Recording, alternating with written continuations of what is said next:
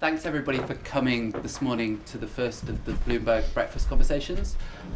This is the first of a series of conversations that are going to be running over the course of the next 5 days. The conversation today is titled Not the Future We Were Promised, Technology, How Does It Meet Our Expectations? And to kind of, the main focus of the discussion is considering some of the promises that were made in the period of around the 1950s and 60s of a future state of potential post-scarcity, flying cars, jetpacks and things like this, and the way that these promises didn't quite play out. And what we actually ended up with was something quite radically different. But in this moment, there's a series of new promises that are being made about the future in the form of big data, smart cities, the cloud, and what I'd like to do today is begin to interrogate some of those subjects. I like that kind of idea of the tool as this kind of like focus object, and that's maybe why I think artists have the capacity to ask some of the most interesting questions of the world today, precisely because they're boundary people and because they have no specific tools, actually. Like, you know, what an artist will do with a tool that another person has a really like focused use for will be very different, you know. What you're identifying is this really important voice that artistic experience has on, if you're talking about major shifts, like the three major shifts, like the way information is transferred, or that's radically changed in the last decade. The way money is transferred has radically changed. We operate in a debt society.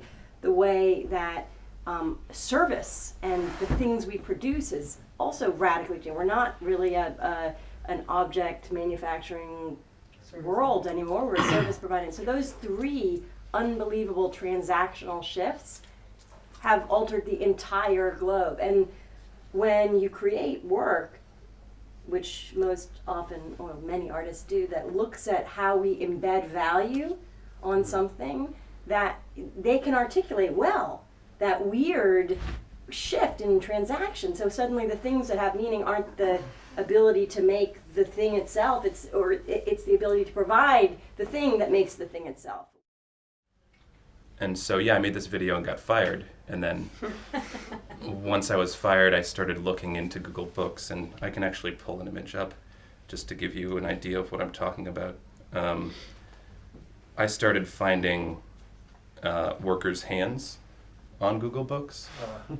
And so these are those people that I had this kind of proximity to while at Google, but never was actually able to really get to know, just because of the way in which they were sequestered on this part of campus.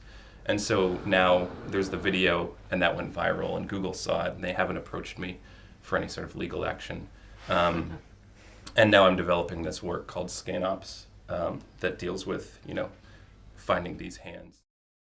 When I was at university, I was like, why did I waste all my time on this game for 5 years? And what I've actually come to understand is that it actually gave me like everything, and like I learned about how economies function, how communities function, like how you interact, how you can leverage with like multiple identities and stuff like that. That all came from that game, and it's a little bit weird in how these things now cross over into this moment where you have there's certainly something interesting to gain in this perpetuation of an idea of a network society and how this stuff comes to function. And it's a facade, like it is, and now I understand what was going on in that game is just like a accelerated version of what we're doing in this room. I did just sit in the forest, cutting down trees, having conversations like this when I was 15. It just happens to be on a server. Yeah, like, but that's the thing. So you learnt about the world just through an online platform, but you learnt about the world. It's the same as Paul Levi Bryant says, you know, computer games are the new novels,